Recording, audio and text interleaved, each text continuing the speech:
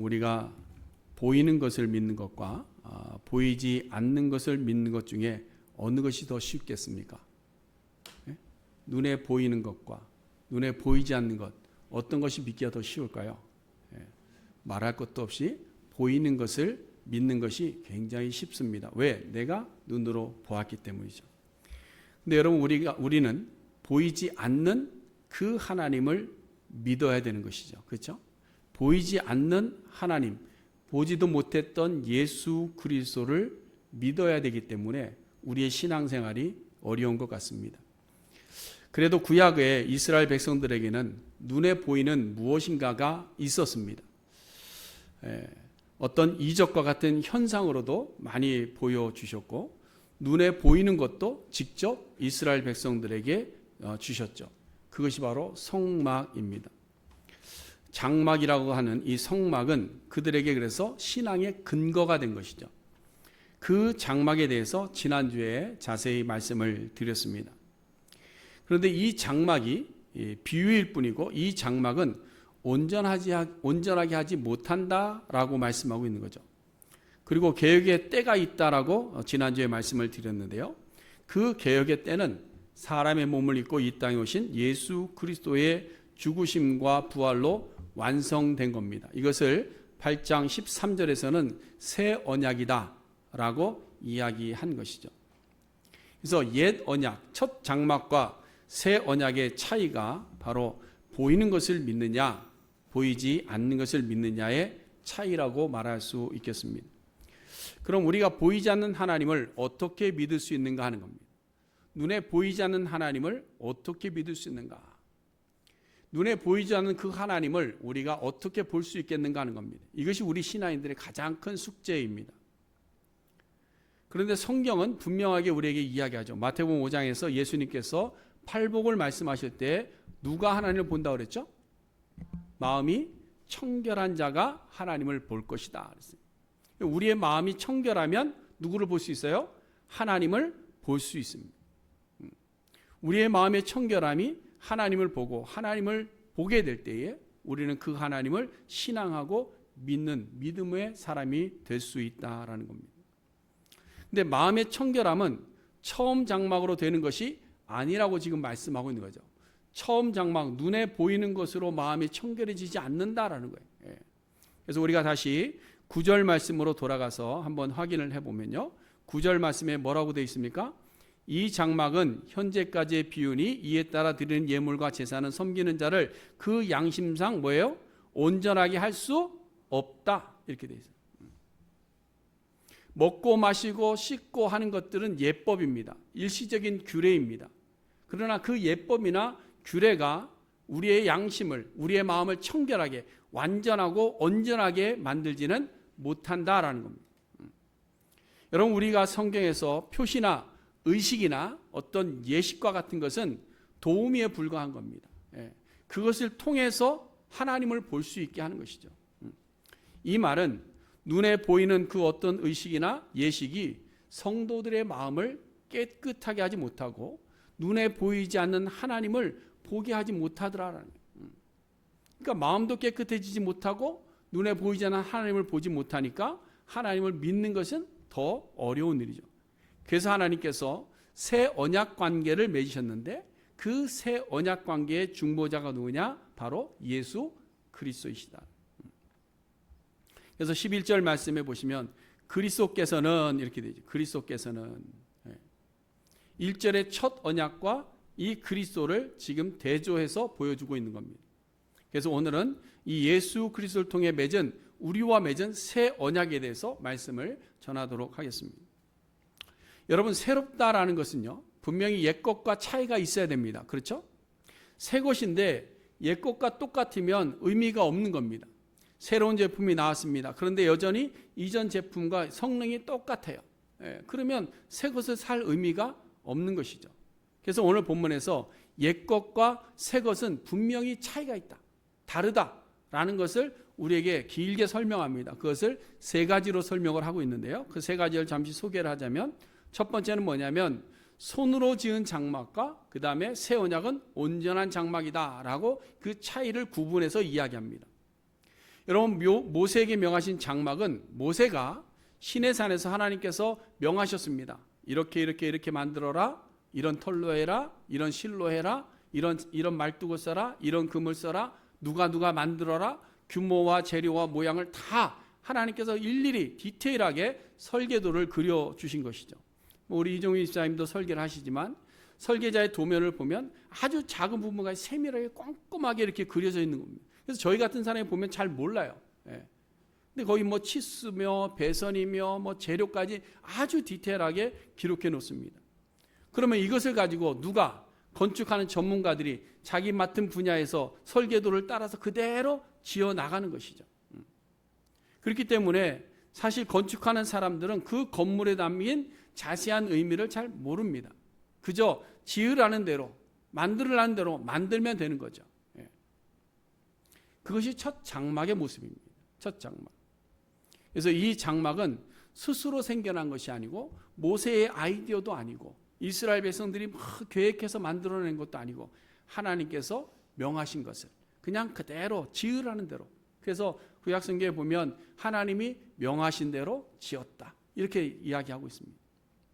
근데 이 손으로 지은 장막을 설계하신 설계자의 의도를 보면요. 그 설계 구성 속에 뭔가 다 의미를 담고 있다는 거예요. 그래서 여러분 성막이라는 것이 그냥 하나님의 치수와 하나님의 모양으로 된 것이 아니라 하나님께서 오실 예수 그리스도를 예표하면서 그 성막을 짓게 한 겁니다. 뭘 다 설명을 드리는 시간이 좀 부족하니까요. 한 가지만 말씀을 드리면 성막이 울타리를 짓 때 동서남북을 다 막습니다. 막는데 딱 한 군데를 열어서 문을 열죠. 그것이 동쪽입니다. 동쪽에다 문을 열고 그 한 곳으로 모든 백성들이 다 출입하게 만든 것이죠. 이것이 무엇을 의미하는가 하면 하나님의 거룩한 성소 안에 들어올 수 있는 것은 오직 예수 그리스도의 한 분, 그 문으로만 들어갈 수 있다는 겁니다. 그래서 예수님께서 내가 곧 길이요 진리다 말씀해요. 여러분 이러한 의미를 알지 못하기 때문에 이스라엘 민족은 그저 눈에 보이는 것만을 의지하려고 했습니다. 그 성막이 사라지고 나니까 여전히 지금도 뭐예요? 눈에 보이는 성전 재건에만 희망을 담고 있는 거예요. 성전을 지어야 된다. 성전을 지어야 된다. 시온으로 돌아가야 된다. 지금도 여전히 눈에 보이는 그 성막만을 바라보고 있는 겁니다. 그러나 새 언약은 어떻습니까? 11절에 보시면 이 창조에 속하지 아니하였다 이렇게 되죠. 손으로 지은 이 창조에 속하지 아니한 더 크고 온전한 장막이다라고 이야기하죠. 이건 뭐예요? 창조물이 아니다라는 것이죠. 그럼 이 세상에 창조물이 아닌 것이 뭐가 있을까요? 하나님 외에는 없습니다. 그래서 이 더 크고 온전한 장막의 의미는 십자가에서 죽으시고 부활하신 예수 그리스도의 육체를 기본적으로 의미합니다. 예수님은 스스로 자신의 부활을 성전이라고 말씀하셨습니다. 너희들이 이 성전을 헐어라. 그러면 내가 사흘 만에 다시 일으키리라. 그것은 자신을 위해서 하신 말이라 그랬습니다. 예수님은 이 땅의 창조물이 아닙니다. 예수님은 이 땅에 창조된 것이 아니라 이 땅을 창조하신 창조주이신 것이죠. 그래서 오늘 본문에서 이 예수 그리스도에 대해서 온전한 장막, 이 창조에 속하지 아니한 온전한 장막이다라고 말씀하고 있는 거예요. 그렇기 때문에 새 언약의 장막은 피조물이 아니라는 것이죠. 피조물이 아닙니다. 눈에 보이는 어떤 피조물이 아니라는 거예요. 그래서 새 언약의 장막을 이야기할 때 이 땅의 창조물이 아니고 더 크고 온전하다 이렇게 표현합니다. 그럼 여기서 더 크고 온전하다는 말은 무슨 말인가? 완전하다는, 완전하다. 이 세상에 흠이 없는 것이 있을까요? 없을까요? 이 세상에 다 흠이 있어요. 아무리 귀한 보석도 다 흠이 있습니다. 흠이 없는 것이 없습니다. 완전한 것이 없어요. 그러나 오직 한 분 예수 그리스도만이 완전하신 분입니다. 그래서 더 크고 온전하다 이렇게 표현하고 있는 거예요. 예수님은 흠이 없으신 분입니다. 흠 없는. 그래서 14절 보면 흠 없는 자기를 이렇게 표현하고 있죠. 흠 없는 자기를. 그러니까 첫 장막과 새 언약의 장막은 완전히 다른 겁니다.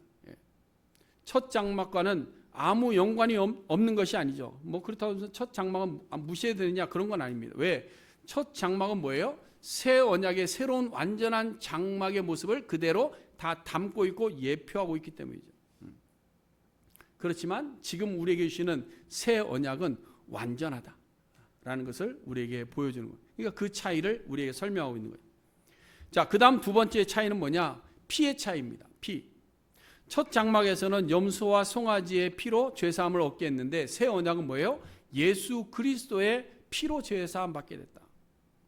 이 두 번째 차이는 어떤 피의 성분이 다르다 이런 것이 아니라 이것이 이례적이냐 아니면 영구적이냐 이런 의미입니다. 여러분, 제사장들이 성전에 드린 제사는 모두가 다 뭘까요? 일회성입니다. 일회성, 단회성이에요. 그때 드리면 끝입니다. 그렇기 때문에 염소와 송아지의 피를 반복해서 드려야만 했죠.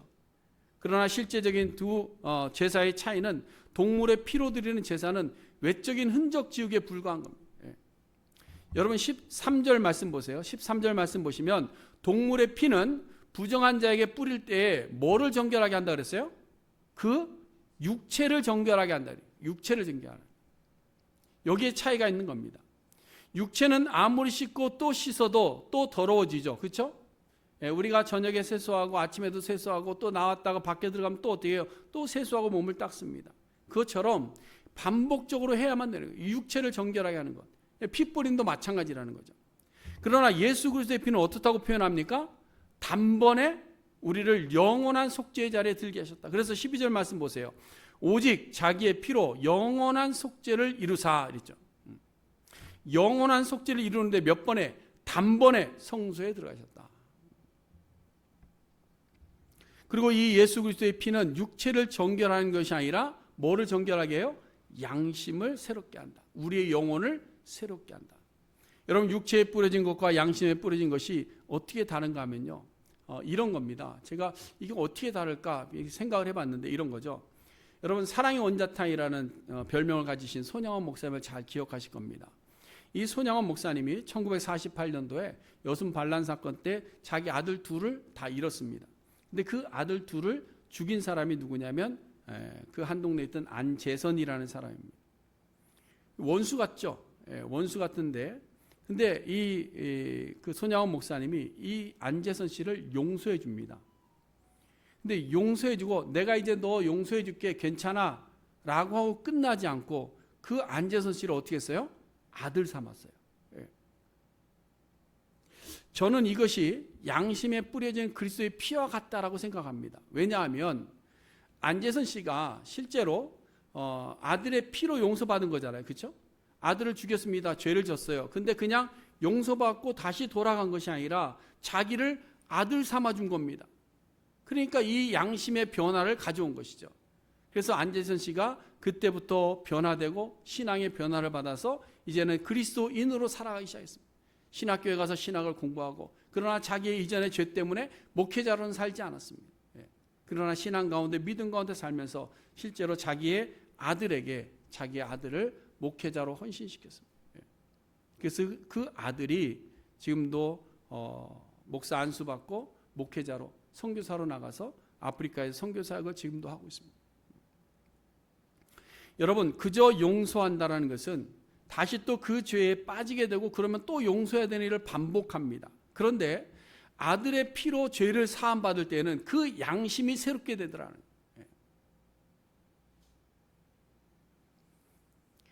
그러므로 여러분, 우리는 동물의 제사를 반복하듯 날마다 죄를 반복하며 동일한 죄를 다시 회개하는 일로 그칠 것이 아니라 예수 그리스도의 피로 우리가 죄 사함을 받아야 돼요. 그저 하나님 잘못했습니다. 이번만 용서해 주세요. 근데 그 다음에 하나님 또 잘못했습니다. 또 용서해 주세요. 하나님 잘못했습니다. 또 용서해 주세요. 그것이 아니라 내가 예수 그리스도의 피로 용서받았다는 것을 우리가 깨닫고 알고 그 죄사함 속에서 우리의 양심의 변화를 이루어낼 수 있어야 된다. 그 다음에 세 번째 차이는 뭐냐? 첫 번째 장막은 죄를 뿌립니다. 근데 새 언약은 성령으로 인치신다는 것이 차이입니다. 오늘 13절에 보면 죄를 부정한 자에게 뿌린다 이렇게 되어 있습니다. 실제로 제사 제도를 보면 제사장들이 부정하게 된 자의 육체를 정결하게 할 때에 제물의 죄를 물에다가 섞어서 그것을 잘 섞어서 부정한 사람들에게 뿌립니다. 그거를 뭐 어떤 도구에도 그릇에도 다 뿌려서 정결 의식을 하는 겁니다. 이 의식에서 죄를 뿌리는 사람이 누군가 하면 제사장인데요. 그러면 제사장은 깨끗하냐? 그렇지 않아요. 제사장도 늘 불결함이 있습니다. 죄가 있어요. 그래서 뿌리기 전에 자기의 죄를 먼저 씻고 자기를 먼저 정결하게 한 후에 해야 되는 겁니다. 그럼 한 번 하고 나면 또 그 다음에는 할 수 있느냐? 아니에요. 또 죄를 뿌릴 때는 자기를 먼저 정결하게 하고 다시 하는 겁니다. 이게 반복적이게 계속해서. 그런데 예수 그리스도의 피로 우리가 죄사함 받을 때는 누가 이것을 성령 인치시느냐? 성령께서 인쳐주신다는, 성령께서. 여러분, 성령은 누구죠? 하나님이십니다. 다시 말해서 예수 그리스도의 피가 완전한 것은 성령 하나님께서 우리에게 뿌려주시는 것이기 때문에 그렇습니다. 여러분, 이렇게 첫 언약과 새 언약으로 완전해지는 것입니다. 이제는 더 이상 첫 언약에 매여 있을 이유가 없는 거예요. 그래서 8장 13절 말씀에 보면 첫 것은 낡아지게 하신 것이니 낡아지고 쇠하는 것은 없어져 가는 것이라. 낡아진 것은 점점 없어져 가는 겁니다. 지금 우리에게 주어진 예수 그리스도는 낡아지거나 쇠하거나 반복되거나 없어질 언약이 아니라 완전한 언약이라는 사실을 믿으시기를 바랍니다. 자, 그럼 이 완전한 언약이 우리에게는 어떤 변화를 가져오느냐는, 어떤 변화를 가져오느냐. 한마디로 정의하면 예수 그리스도의 피는 우리의 그냥 겉모습을 새롭게 하는 것이 아니라 무엇을 새롭게 할까요? 우리의 양심을 새롭게 합니다. 다시 말해서 예수 그리스도의 피는 우리의 마음을 청결하게 만드는 거예요. 그래서 9절에서 첫 장막을 이야기할 때 양심을 이야기하는데요. 제사는 양심을 온전하게 하지 못한다라고 했지만 오늘 본문 14절에는 양심을 깨끗하게 한다 이렇게 돼요. 다시 말해서 첫 장막의 제사는 육체를, 새 언약은 양심을 새롭게 하는 의식이다. 자, 그럼 양심이 새롭게 되었다는 것은 무슨 말인가? 오늘 본문이 두 가지를 이야기합니다. 우리가 양심이 새롭게 됐는가? 예수 그리스도의 피로 말미암아 내 양심이 새롭게 되었는가 아닌 것을 확인할 수 있는 시간이죠. 자, 두 가지인데 첫 번째는요. 죽은 행실을 깨끗하게 한다라고 말씀합니다. 죽은 행실을 깨끗하게 한다. 여기서 죽었다라는 말의 의미는 죄의 결과로 얻어온 죽음을 이야기합니다. 죽음을 가져온 죄라는 것이 왜 죄가 되냐면 하나님과 단절되었기 때문에 그 죄가 되는 겁니다. 다른 것이 아닙니다. 하나님과 단절되어 있는 모든 것이 죄가 되는 거예요. 다시 말해서 죽은 행실은 하나님이 기뻐하지 않는, 하나님이 인정하지 않는, 하나님이 원하지 않는 행동을 하는 모든 것들이 죽은 행실입니다. 하나님이 기뻐하지 않는 행위, 나아가서 하나님의 은혜를 잊어버리고 하나님께 나아가려고 하지 않는 태도, 그것이 바로 죽은 행동입니다.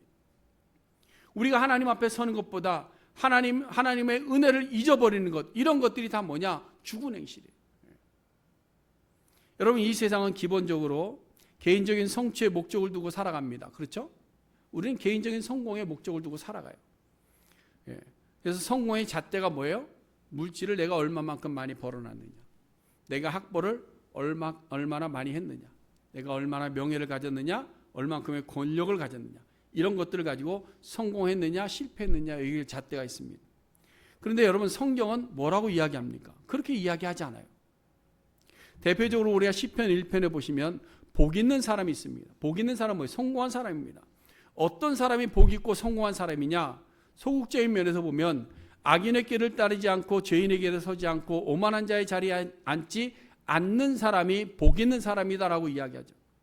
근데 여기서 좀 더 적극적인 복의 사람, 완성된 성공의 사람이 누구냐? 2절에 나오는데 오직 여호와의 율법을 즐거워하고 그의 율법을 주야로 묵상하는 자로다. 여러분들은 하나님의 말씀을 즐거워하고 계십니까? 아직 안 즐거워하시는 거예요. 그렇죠? 왜냐하면 아멘이 없잖아요. 그렇죠? 말씀도 즐거워하지 않습니다. 말씀을 주야로 묵상하지 않습니다. 말씀을 따라 살지 않습니다. 그럼 우리는 아직 실패자의 삶을 살아가고 있다는 거예요. 성경이 말하는 성공의 잣대입니다. 죽은 행실, 악한 꾀를 내어 거짓말하고 속이고 불의한 생각하고 죄인의 길, 우상 숭배하며 온갖 더러운 일을 행하고 오만한 자의 자리 교만하고 억압하고 헛된 재물을 꾀하는, 이런 것들을 버리고 하나님이 기뻐하시는 일, 하나님의 말씀, 하나님께서 금하신 일들을 살펴서 어떻게 해서든지 하나님께로 가까이 가려고 하는 노력하는 그 사람이 바로 복된 사람이고 성공한 사람이다라고 성경이 우리에게 이야기하고 있는 거예요. 마태복음 5장에서도 똑같은 복이 있는 사람에 대해서 이야기합니다. 예수님은 뭐라고 말씀하세요? 거기 보시면 어디에도 우리가 생각하는 성공의 기준은 하나도 없습니다. 심령이 가난해야 된대요. 애통해야 된대요. 온유해야 된답니다. 의에 줄이고 긍휼히 여기고 마음이 청결하고 화평하고. 근데 마지막 거 여기까지는 좀 괜찮은데 마지막 거는 너무 힘들어요. 마지막이 뭐죠? 의에 줄이고 의를 위해 박해를 받는. 의를 위해서 박해를 받는 것이 복이다라고 이야기해요. 여기에 한 가지 더 우리가 정말로 깊이 생각해야 되는 죽은 행실이 있습니다. 그것이 무엇인가 하면 지난주에도 말씀을 드렸지만 신앙의 형식주의입니다. 신앙의 형식주의. 입술로는 하나님을 공경한다 말합니다. 몸으로는 교회 생활을 잘하고 있습니다. 근데 마음이 없습니다. 입술로는 말하고 우리의 행동으로도 하는데 우리의 마음이 하나님께로 향하지 않고 있다. 하나님 여호와의 말씀을 즐거워하지 않습니다. 여호와의 말씀 앞에 말씀대로 살려고 애쓰며 묵상하지 않는다는. 그래서 우리가 예수 그리스도께서 피 흘려 주심으로 새로 세운 새 언약 안에 온전히 들어가게 되면 그럼 어떻게 되느냐? 우리의 그 죽은 행실들이 변하게 된다라는 거예요. 그래서 여러분 우리가 예수 그리스도로 말미암아 옷 입고 예수 그리스도의 새 언약 안에 정말로 우리가 들어가게 되면 우리의 삶은 변합니다. 변할 수밖에 없어요. 왜? 예수 그리스도의 보혈의 힘이 거기에 있기 때문에. 예수 그리스도의 보혈은 우리로 하여금 하나님께로 향하게 만듭니다. 우리의 방향을 돌려놓는 거예요. 우리의 방향을 돌려놓는 겁니다. 그래서 오직 하나님이 기뻐하신 일을 위해서 달려가게 만드는 이러한 효과가 예수 그리스도의 피 안에 있다라는. 그 다음 두 번째로는 우리가 새 언약으로 새롭게 되면 하나님을 섬기는 삶을 열심히 살아가게 한다는 거예요. 여러분 종교 생활의 목적은 누구에게 있습니까? 누구에게 있죠? 나에게 있습니다. 나에게. 이거를 잘 생각하셔야 돼요. 제가 이거를 저희 교회 부임에서부터 지금까지 수없이 말씀을 드렸어요. 종교 생활의 목적은 나에게 있습니다. 나를 위해서 종교 생활하는 겁니다. 그럼 신앙 생활의 목적은 어디 있을까요? 하나님에게 있는 겁니다. 신앙 생활의 목적은 나에게 있는 것이 아니라 하나님에게 있는 거예요. 종교 생활은 간절히 바라고 소망하는 것이 무엇에 있느냐? 육체에 있습니다. 내 육체에 있습니다. 그러나 신앙 생활은 간절히 바라고 소망하는 것이 어디에 있느냐? 영원한 하나님의 나라에 있는 겁니다. 내 영혼의 변화, 내 마음의 변화에 있는 거예요. 여러분 첫 언약은 어떻게 보면 종교 생활과 같은 겁니다. 그러나 새 언약은 뭐냐? 온전한 신앙 생활이 되게 하는 거예요. 왜? 예수 그리스도로 말미암아 우리의 삶이 완전히 변해졌기 때문에. 그리스도의 죽음으로 말미암아 그의 피로 맺은 언약이기 때문에 그렇습니다. 오늘 보면 16절에서 그래서 갑자기 새 언약을 얘기하면서 유언의 이야기야. 유언. 여러분 유언은 자손들에게 남기는 겁니다. 그렇죠? 그럼 그 유언의 효력은 언제부터 나타나죠? 죽은 이후부터입니다. 이 말은 뭐냐? 죽음을 전제하고 죽음. 다시 말해서 새 언약은 예수 그리스도의 죽음으로 예수 그리스도의 피 흘림으로 세운 언약이다라는 거예요. 첫 번째 언약에도 피 흘림이 있습니다. 그러나 이것은 앞서 말씀대로 예표의 의미를 가지고 있다는 것이죠. 이 예표대로 예수 그리스도는 이 땅에서 직접 흠 없는 자기의 피를 흘려주셔서 우리와 새 언약을 맺어주신 거예요. 그것을 유언으로 남겨주신 겁니다. 여러분 우리는 부모님의 희생으로 내가 살게 됐다는 것을 알게 되면 어떻게 될까요? 그때부터 철들었다라는 말을 듣습니다. 그렇죠? 왜 철이 들까요? 부모의 희생과 부모의 고통과 부모의 아픔 때문에 부모의 피 흘림과 부모의 죽어주심과 그것이 나를 살렸다는 것을 알기 때문에 철이 드는 거예요. 이미 오래된 선수인데요. 아시는 분들 아시겠지만 그 하인츠 워드라는 풋볼 선수가 있습니다. 이 선수가 이제 2006년에 슈퍼볼 MVP 받은 선수인데요. 이 선수는 어머니가 한국 사람이라서 한국사에 많이 알려졌습니다. 이 워드는 흑인 아버지와 한국인 어머니 사이에서 태어났는데요. 피부는 검습니다. 그런데 생김새가 에시안처럼 생겼어요. 한국 사람처럼 생겼습니다. 근데 이것 때문에 어렸을 때 학교 가기를 싫어했다고 해요. 왜? 아이들이 자꾸 놀리는 거예요. 흑인들도 놀리고 백인들도 놀리고. 그러니까 자꾸 학교 가기 싫으니까 놀리니까 또 엄마가 한국 사람이라 보니까 엄마가 학교 오는 걸 그렇게 싫어했대. 그래서 엄마가 오면 숨고 막 그랬는데, 근데 어느 날 자기를 학교에 이렇게 데려다주고 헤어졌는데 갑자기 이렇게 뒤를 돌아봤는데 어머니가 울고 있다는 거예요. 자기를 보내놓고 그 어머니가 울고 있다는 거예요. 그걸 보고 큰 충격을 받았다고 합니다. 그러고 나서 어머니의 삶을 돌아본 거죠. 어머니의 삶을 돌아보니까 미국에 와서 남편에게 버림받습니다. 영어 못한다고 양육권 뺏겨서 하인츠 워드를 그 품에서 떼어갔습니다. 다시 만날 수 있게 되었는데 이제 돈을 벌어야 자식을 양육하니까 하루에 3가지씩을 하면서 그 하인츠 워드를 키우셨다는 거예요. 이거를 다 알고 나니까 이 하인츠 워드가 마지막 MVP를 받고 어느 방송국과 인터뷰를 할 때 그런 얘기를 했다고 그래요. 나는 어머니를 위해서 산다. 내가 아무리 돈을 많이 벌어서 어머니에게 잘해드린다 할지라도 그 은혜를 내가 다 갚을 수가 없다. 어머니는 내 인생의 전부다라고 고백했다. 왜 그럴까요? 어머니의 희생을 깨달아 알기 때문에, 그 관계가 어떤 관계인지를 알았기 때문에 그런 거예요. 여러분, 사도 바울은 다메섹 도상에서 예수 그리스도를 만나게 됩니다. 예수님께서 사울에게 이야기하죠. 나는 네가 박해하는 예수라. 이 말은 다르게 얘기하면 나는 십자가에서 피 흘려 죽은 나사렛 예수다. 여기 한 문장을 덧붙인다면 나는 너를 위해서 십자가에서 피 흘려 죽은 그리스도다. 너의 죄값을 치르기 위해서 내가 제물이 되어 피 흘려 너를 구원했다라는 말이에요. 이 말을 듣는 순간 사도 바울이 새 언약을 맺습니다.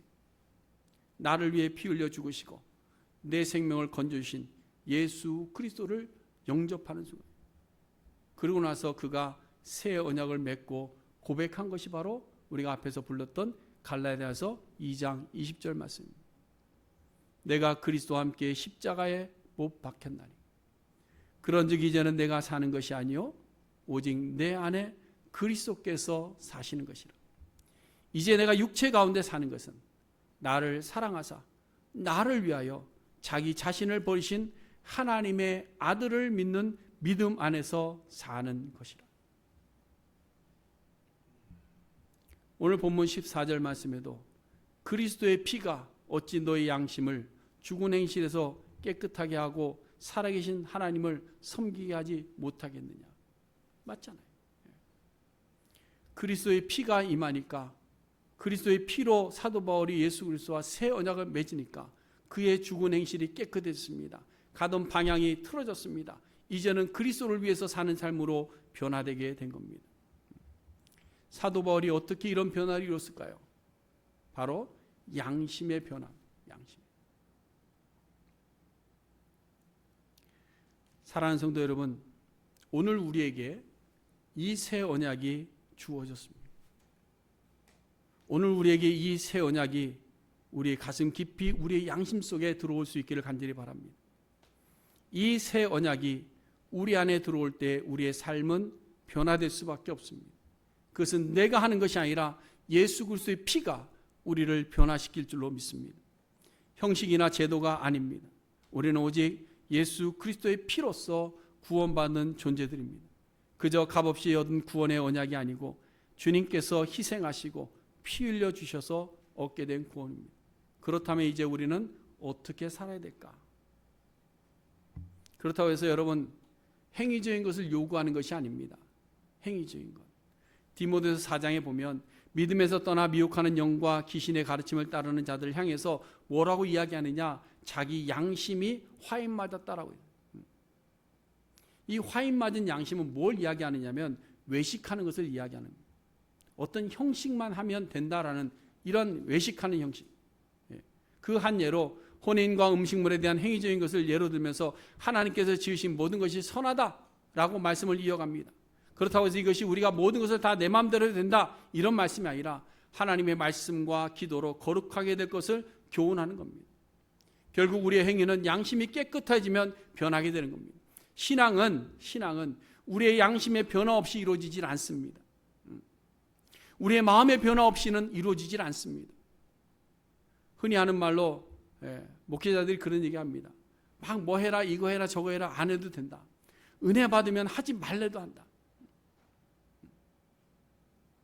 우리가 예수 그리스도의 피로 얻은 은혜의 새 언약 안에 들어가게 되면 우리는 하나님이 기뻐하시는 일을 하지 말라고 해도 합니다.